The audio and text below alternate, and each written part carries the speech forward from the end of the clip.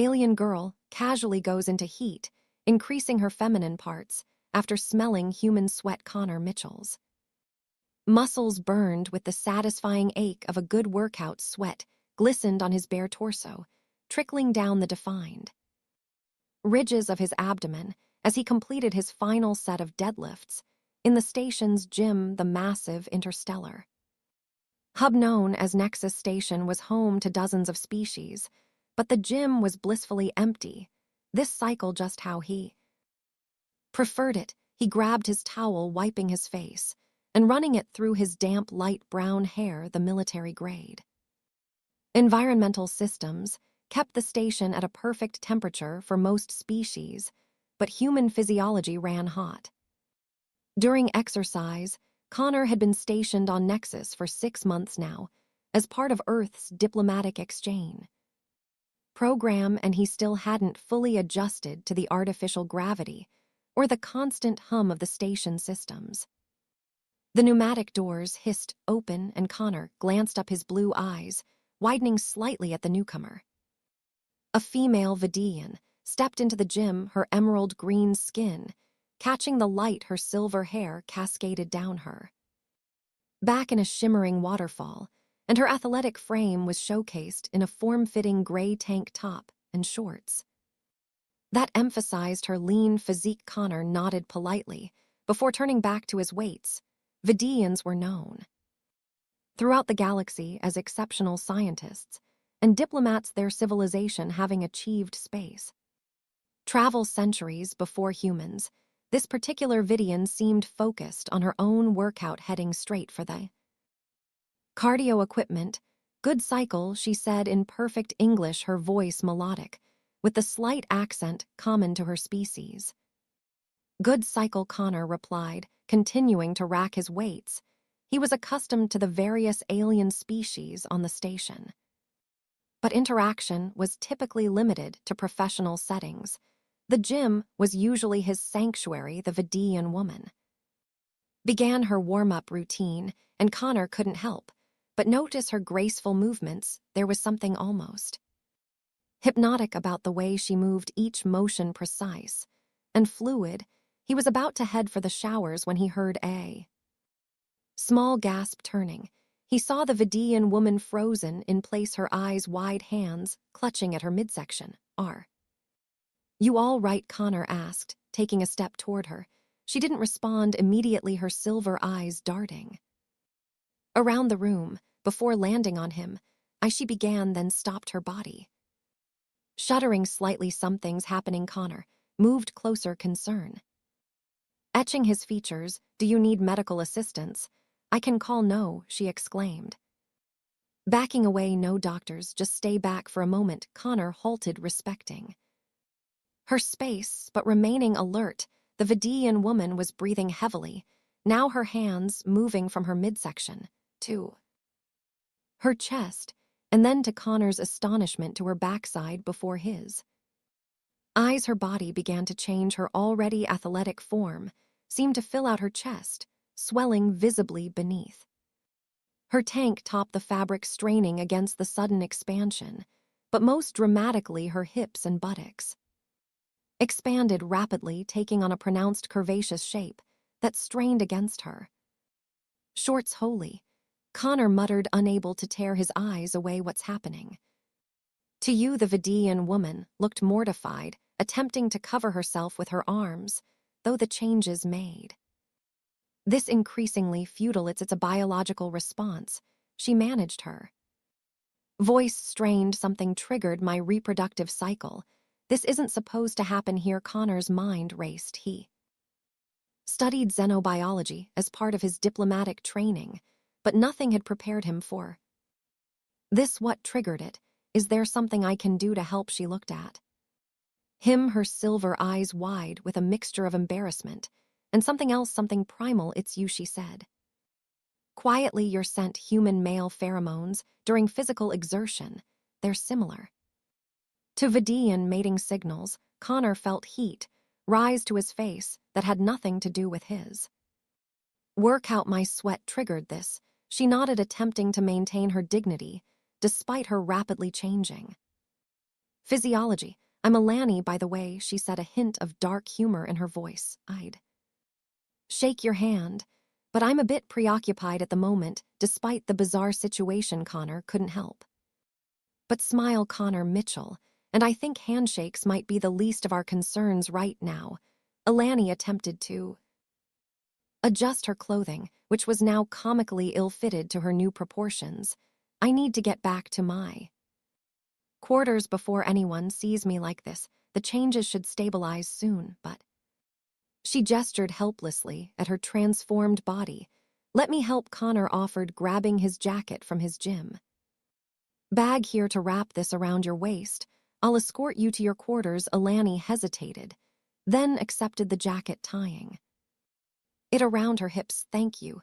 This is not how I imagine meeting one of the station's human diplomats. Trust me, Connor said with a smile. This isn't in the diplomatic handbook. Either. As they made their way toward the exit, Connor couldn't help but notice the graceful sway of Elan's newly enhanced figure, and he found himself wondering what other surprises interspecies interactions might hold. Little did either of them know that their chance encounter would soon entangle them in a web of interstellar politics, ancient biological mysteries, and an attraction that defied the boundaries of their respective species. Alani's quarters were located in the science wing of Nexus Station, a considerable distance from the recreational facilities. Every step of their journey through the station's curved corridors felt like an eternity. As she struggled to maintain her composure, Connor walked slightly ahead, occasionally stopping to ensure the path was clear before motioning her forward. Almost there, he reassured her. As they approached the residential section designated for Vidian personnel, Alani nodded gratefully, her silver hair partially obscuring her flush face.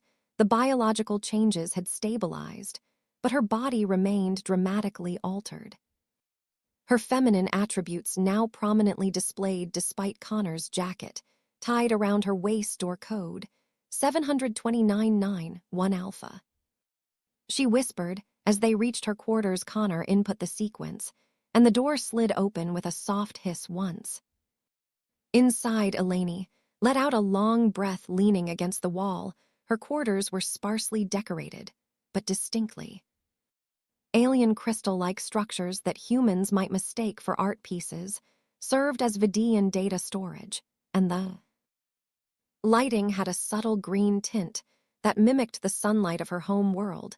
Thank you, she said, finally meeting Connor's eyes. This is mortifying, but it could have been much worse without your help. Connor maintained a respectful distance, his diplomatic training kicking in. No need for thanks. Is there anything else you need? Should I contact someone from your delegation? Alani said quickly, then composed herself. No, please, this is a private matter. On via these cycles are sacred and personal. If my superiors learned that a human triggered my response. She trailed off, her silver eyes clouding with worry. Connor nodded, understanding the implications. Inner species relations were delicate, and unexpected biological compatibilities could complicate diplomatic efforts. Your secret safe with me, but if you don't mind my asking, what exactly happened back there? I thought Vidians had complete control over their reproductive systems. Alani moved to a sleek console, tapping a sequence that dimmed the light slightly. We do. Typically, our reproductive cycles are voluntary, activated through specific hormonal treatments and rituals. She gestured to her transformed body. This spontaneous response is unprecedented, at least officially. Officially, Connor raised an eyebrow. Alani hesitated, then sighed. There are legends, old stories, from when Vidians first encountered other space-faring races, tales of spontaneous fertility responses to certain species, but they are considered myths, not science, until today. Connor added, until today. She agreed, a small smile playing at her lips despite her embarrassment. I'm a xenobiologist specializing in comparative physiology. The irony isn't lost on me, Connor chuckled. So you're saying I just became a case study, perhaps, Alani replied her. Scientific curiosity, visibly overcoming her embarrassment, human physiology, has always been fascinating your species. Adapts quickly, evolves rapidly compared to most, and now, she gestured to herself. Again, there appears to be some unexpected chemical compatibility. Connor was about to respond when his communicator chimed, glancing at the display. He grimaced. Ambassador Cheston, I'm late. For a briefing you should go. Alani said, I'll be fine. Now, the physical changes will remain for approximately 72 hours, but the urges should subside soon. Connor felt heat rise to his face again. Urges, right, well, if you need anything, I have your jacket, Alani said. With a hint of mischief. I suppose that means we'll have to meet again. I suppose it does, Connor agreed, moving toward the door. For purely diplomatic reasons, of course, of course. Alani echoed, her silver eyes sparkling. Diplomatic relations between our species clearly need further exploration. As Connor left Alani's quarters, he couldn't help but smile. 6 months on Nexus Station had been professionally rewarding, but personally isolating. Now an accidental biological reaction had created the most interesting connection he'd made since leaving Earth. His communicator chimed again, more insistently. This time, Ambassador Cheston was not known for her patience. Connor quickened his pace, his mind still half occupied with thoughts of Emerald Esque in silver eyes. The diplomatic briefing room hummed with quiet conversation when Connor arrived, slightly out of breath and still in his workout clothes.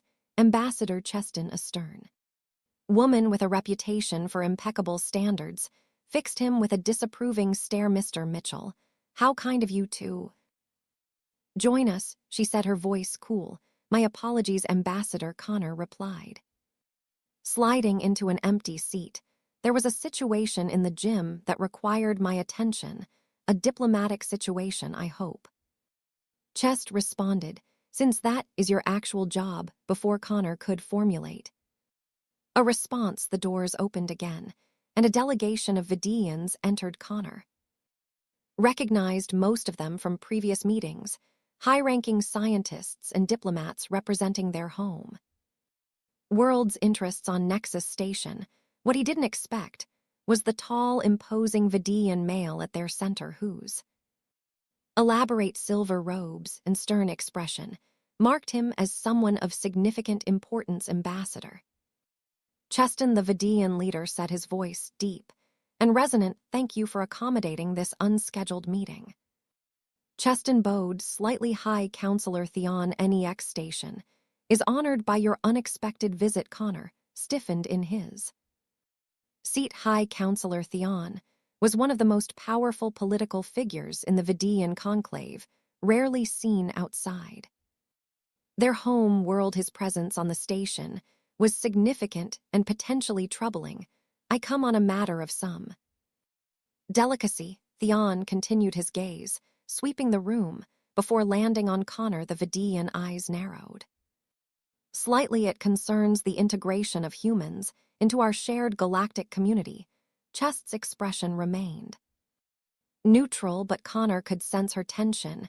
We believed our integration was proceeding smoothly, and has something occurred to suggest otherwise. Thon made a gesture that Connor recognized as the Vidian equivalent of a dismissive wave. Not officially, however, there are concerns about certain biological compatibilities that have recently come to light. Connor felt his stomach drop. There was no way Thon could know about what had happened with Alani less than an hour ago. Unless biological compatibilities, Chesson inquired, glancing briefly at Connor. Yes, Thon replied, our scientists have discovered that human biochemistry interacts with Vidian physiology in unexpected ways that could have significant cultural and social implications. Connor maintained his diplomatic poker face, but internally his mind was racing. How had Thoron learned about the incident so quickly? And why was he bringing it to an official diplomatic meeting? I'm sure our respective scientific communities can collaborate on understanding these interactions, Cheston offered. Cautiously indeed, Thon agreed, his gaze still fixed on Connor. In fact, I believe one of your junior diplomats has already begun an unauthorized experiment with one of our scientists, all eyes in the room turned to Connor, who felt a bead of sweat form on his brow that had nothing to do with his earlier workout. Mr. Mitchell Chest, said, her voice dangerously calm. Do you have something to share with this assembly? Connor cleared his throat. Diplomatic training, kicking into high gear. High Counselor Theon, with all due respect, if you're referring to my interaction with scientist Alani, it was entirely accidental and not part of any experiment. Accidental? Theon's voice carried a hint of disbelief.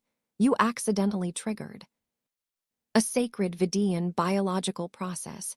Yes, Connor replied firmly. Neither of us was aware that human pheromones could affect Vidian physiology. When it became apparent, I simply helped her return to her quarters discreetly. Chest's expression had moved from a diplomatic neutrality to barely concealed alarm. Mr. Mitchell, perhaps you should elaborate on exactly what occurred. Connor hesitated, aware that Alani had wanted to keep the matter private, but with Theon already aware and bringing it to an official diplomatic channel, discretion was no longer an option. I was exercising in the station gym when scientist Alani entered.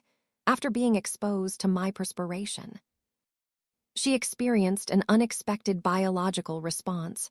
Her body underwent physical changes consistent with what I now understand to be the Vidian reproductive cycle. A murmur ran through the human delegation, while the Vidians remained stoically silent. And you assisted her? Chest asked. Yes, Ambassador.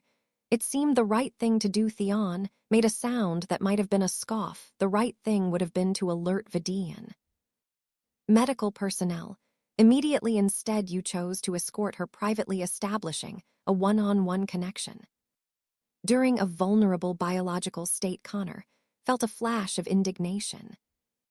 She specifically requested no medical intervention. I respected her wishes. Her judgment was compromised, Theon countered.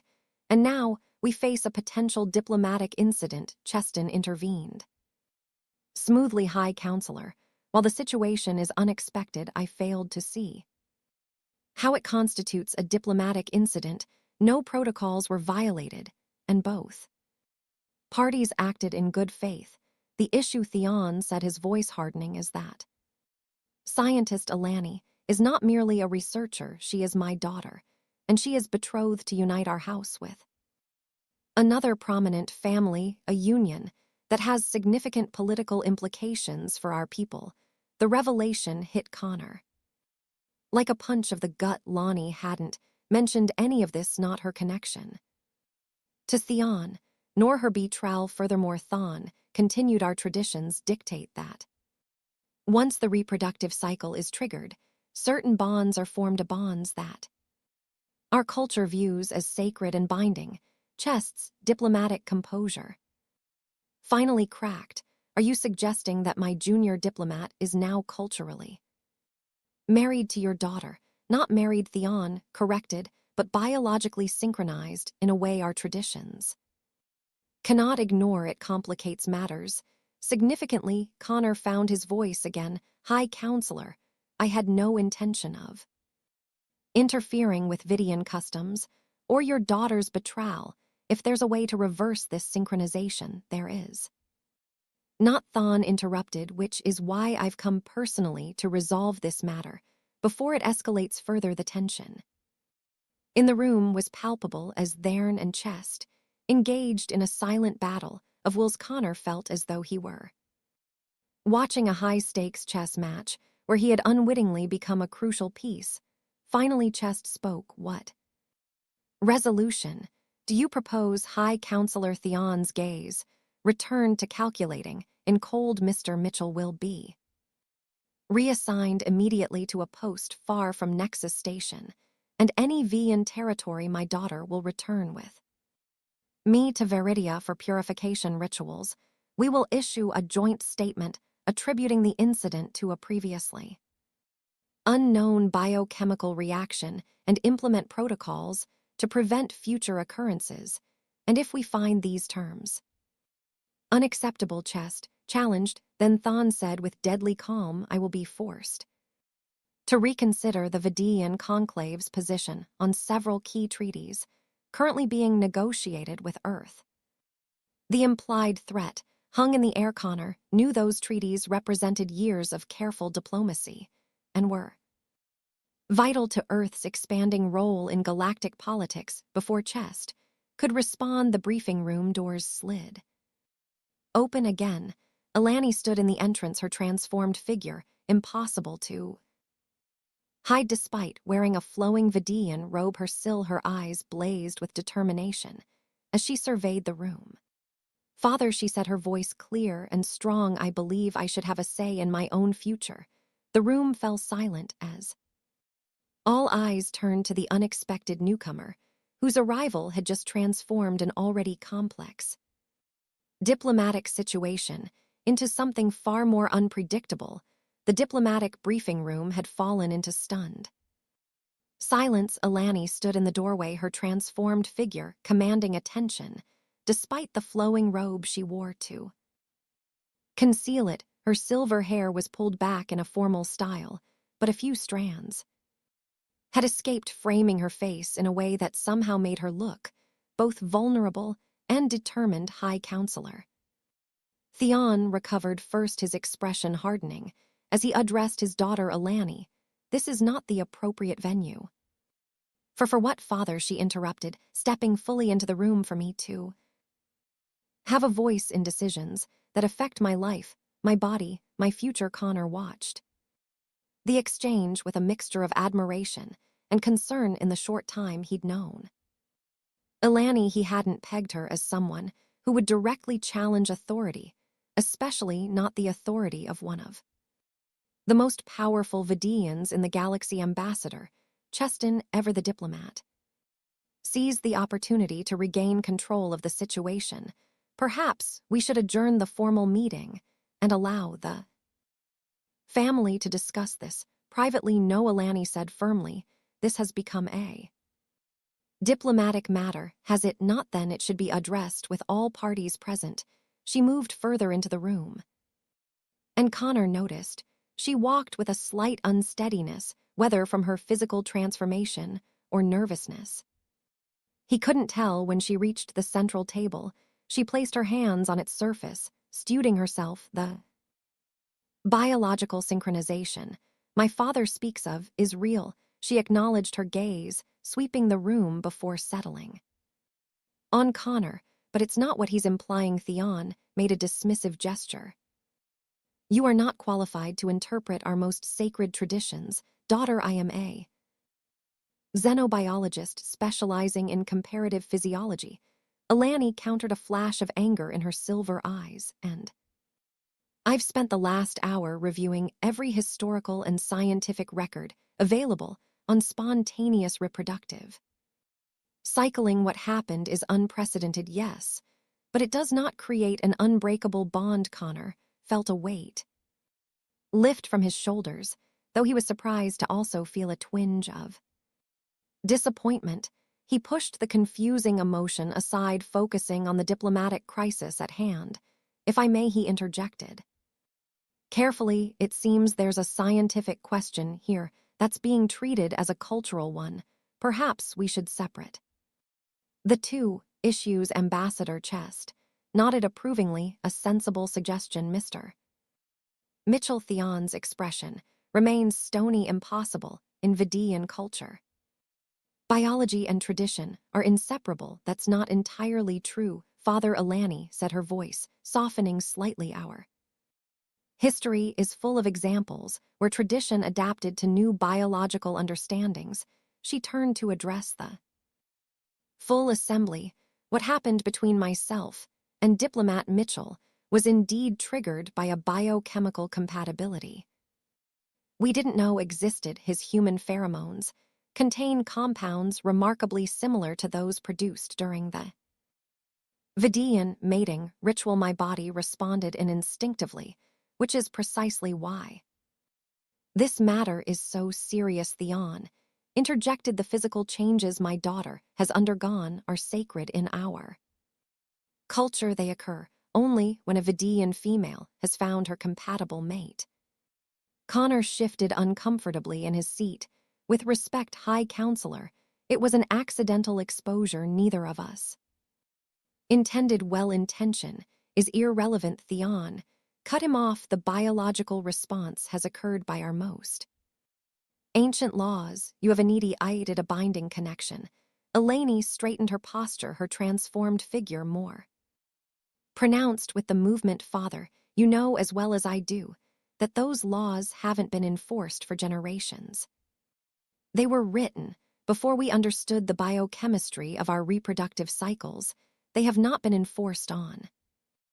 Thon agreed.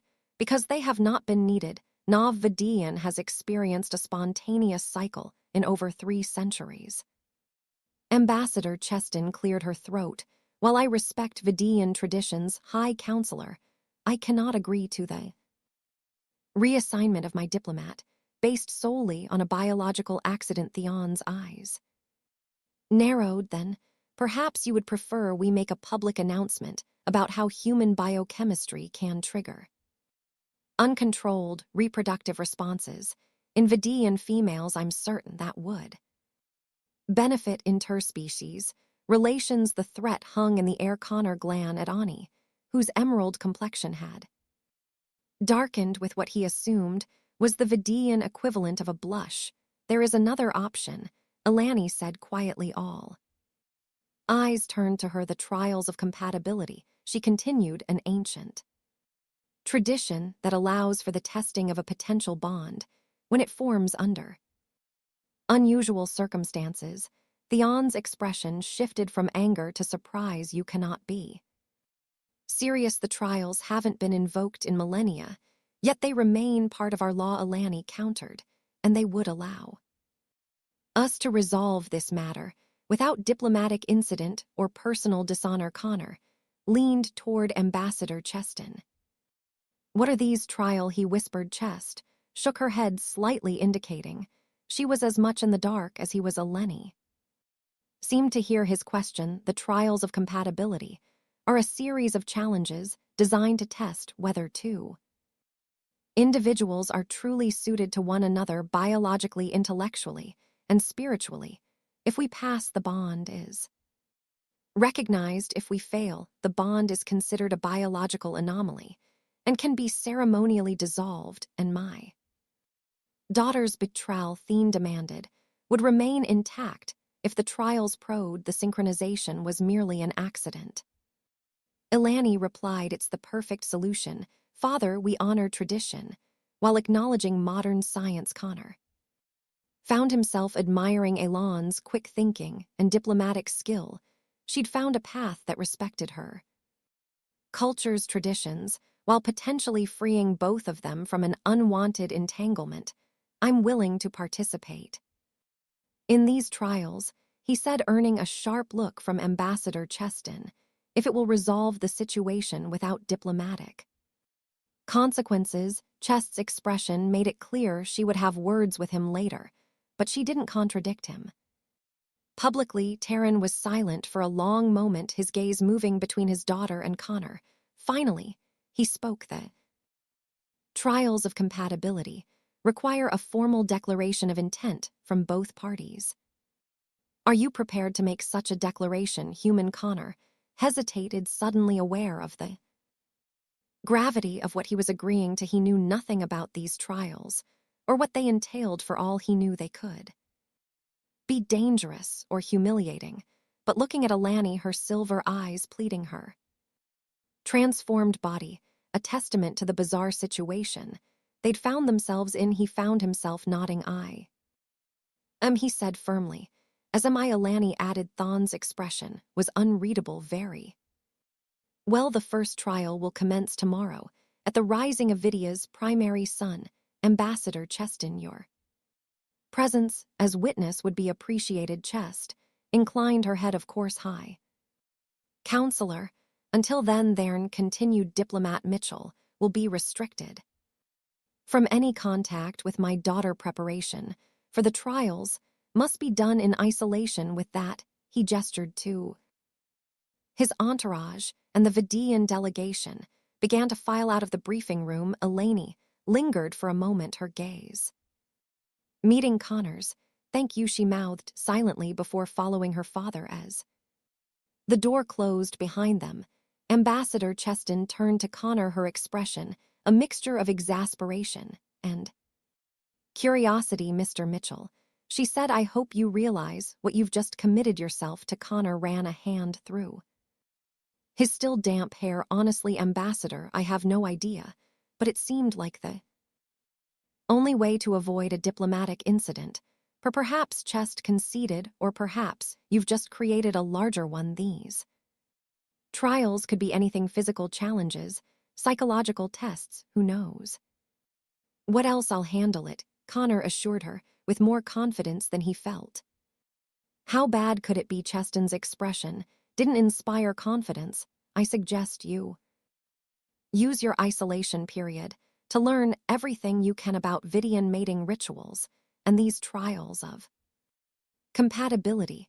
I'll have our cultural attaché send over whatever information we have." Connor nodded, suddenly feeling the weight of his impulsive decision. "Ambassador, about Eleni, did you know she was Theon's daughter, or about her betrayal?"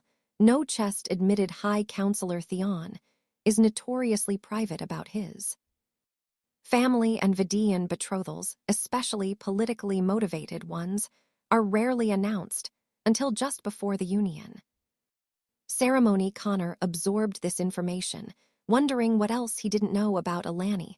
"I should prepare for tomorrow." "Yes, you should," Chest agreed, "and Mitchell, try not to trigger any more interspecies incidents before then." Despite the gravity of the situation, Connor couldn't help but smile. "I'll do my best, Ambassador." As he left the briefing room, his thoughts returned to Eleni, her courage in standing up to her father, her quick thinking in proposing the trials, and the look in her silver eyes when she thanked him. Whatever these trials entailed, he was determined to face them head-on, not just for diplomatic reasons, but for her. Back in his quarters, Connor found a message waiting on his terminal. It was from an anonymous sender, but he knew immediately who it was from.